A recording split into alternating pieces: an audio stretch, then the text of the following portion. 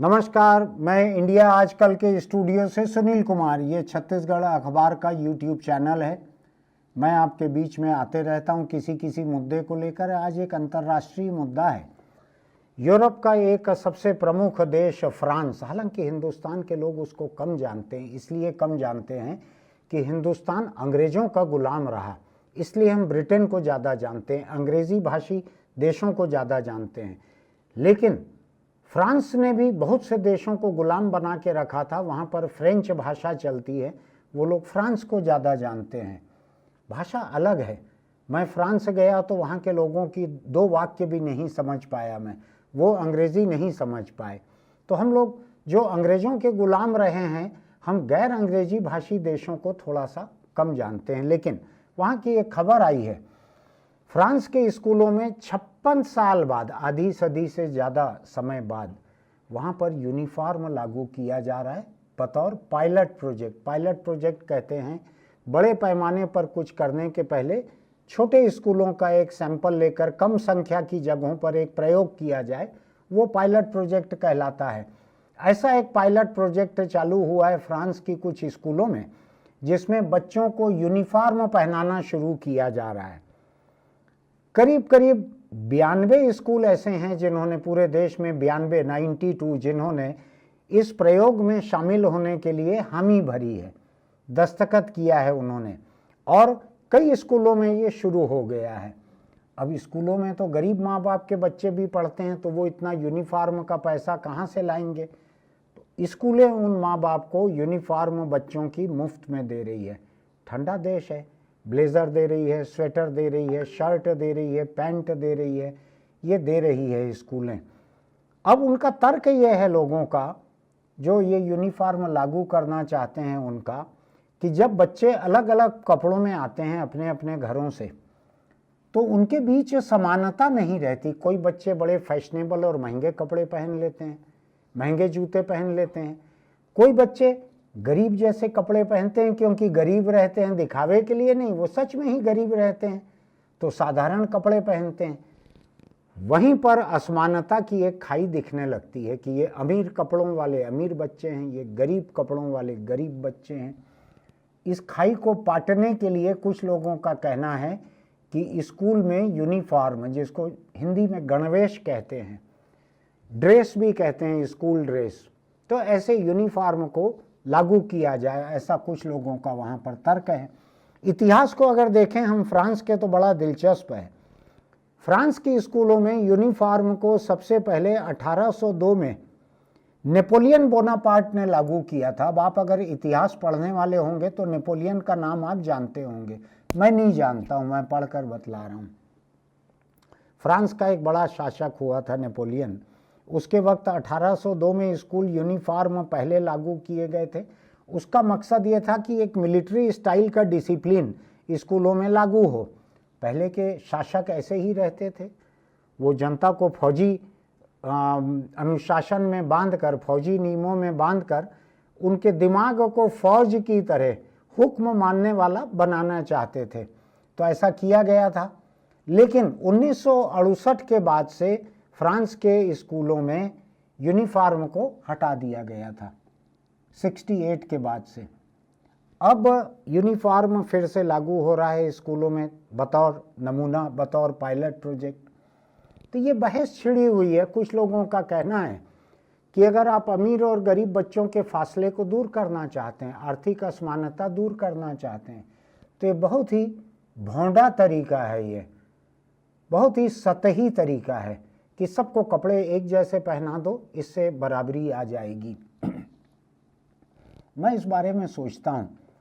मैं अपनी स्कूली ज़िंदगी में शुरू के 9 साल, ऐसे 8 या 9 साल मैं ऐसे स्कूल में पढ़ा हूँ जहाँ कोई यूनिफॉर्म नहीं था। गरीब थे बच्चे, उनके पास यूनिफॉर्म खरीदने की ताकत नहीं थी।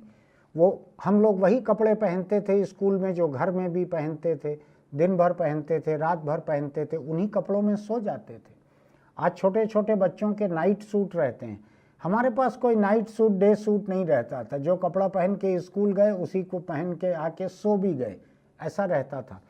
लेकिन जब मैं 10वीं 11वीं में पहुंचा, 12वीं उस समय था नहीं, तो 10वीं 11वीं मुझको ऐसा ध्यान पड़ रहा है 2 साल हमारे पास एक यूनिफॉर्म थी, खाकी पैंट और सफ़ेद शर्ट, ऐसा यूनिफॉर्म थी। अगर मैं ठीक याद कर पा रहा हूँ तो यूनिफॉर्म जिन 2 सालों में हमारे पास रही, सचमुच ही हमको ये दिखना कम हो गया था कि हम में से अधिक गरीब कौन है, अधिक पैसे वाले कौन है, ये दिखना बंद हो गया था। ये मेरा अपना खुद का तजुर्बा मैं बतला रहा हूँ आपको। मैं तकरीबन 50-55 साल बाद उन बातों को याद कर रहा हूँ, शायद 50 साल बाद, आधी सदी बाद। जिस समय फ्रांस का बतला रहे हैं 1968 में जब यहाँ यूनिफॉर्म बंद हुआ, तो मैं उस समय शायद 10 बरस का था।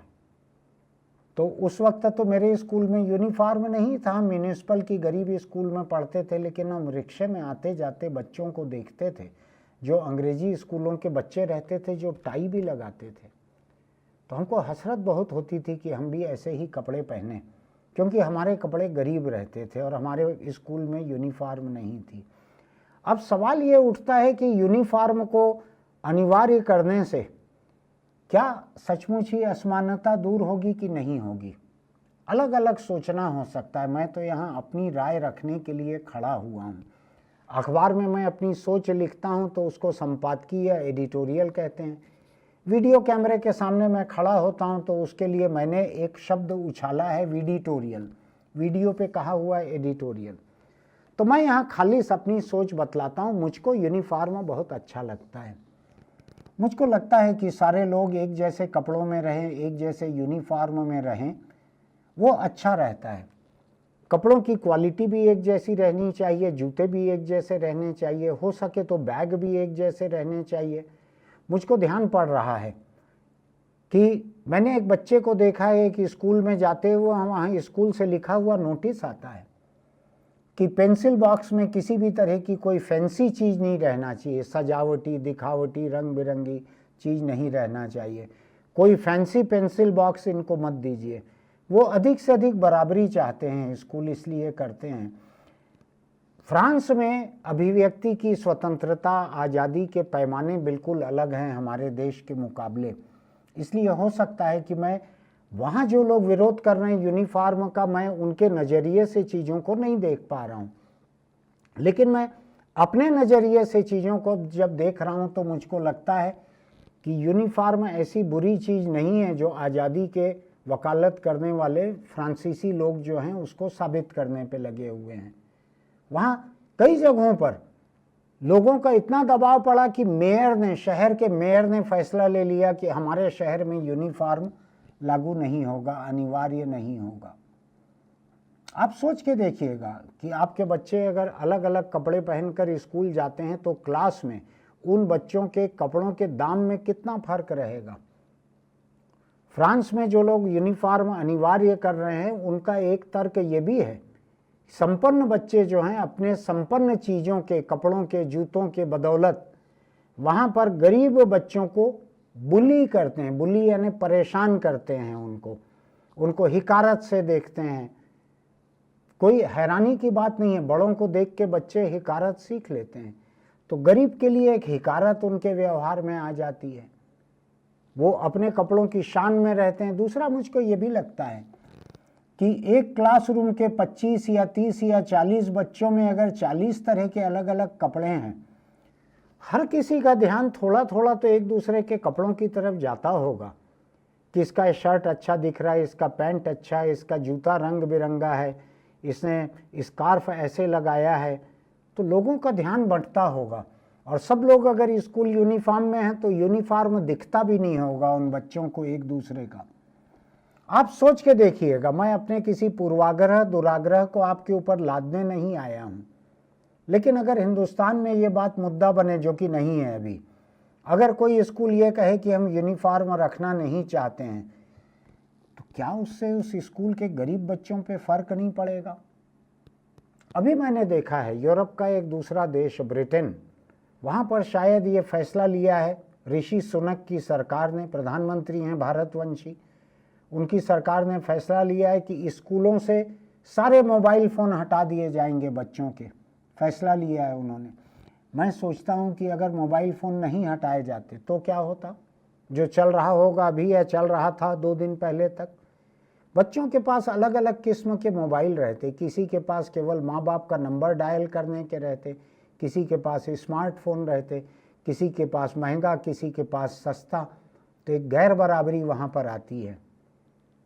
तो मैं तो यूनिफॉर्म की वकालत करता हूँ। मेरे लिए कोई कहे कि आप कॉलेज में भी यूनिफॉर्म लागू कर दो तो मुझको बुरा नहीं लगेगा। मुझको लगेगा कि जो फैशन परस्त लोग हैं, जो अधिक खर्च कर सकते हैं, जो क्रेडिट कार्ड या डेबिट कार्ड जेब में रख के चलते हैं, जो महंगी मोटरसाइकिलों पे जाते हैं, मोटरसाइकिल तो क्लासरूम तक नहीं जा पाती, लेकिन क्लासरूम में कपड़े ज़रूर जाते हैं।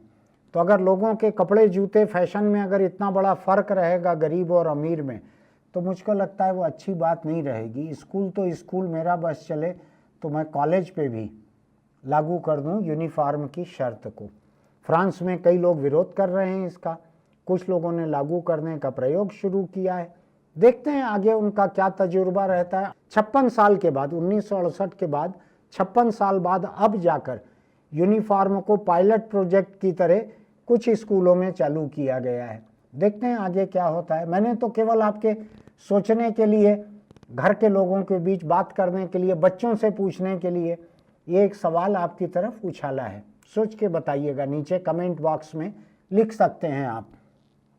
आपको अगर हमारे वीडियो अच्छे लगते हैं तो सब्सक्रिप्शन की बटन दबाइए, नोटिफिकेशन की बटन दबाइए, लाइक कीजिए, इसके लिंक को दोस्तों को भेजिए।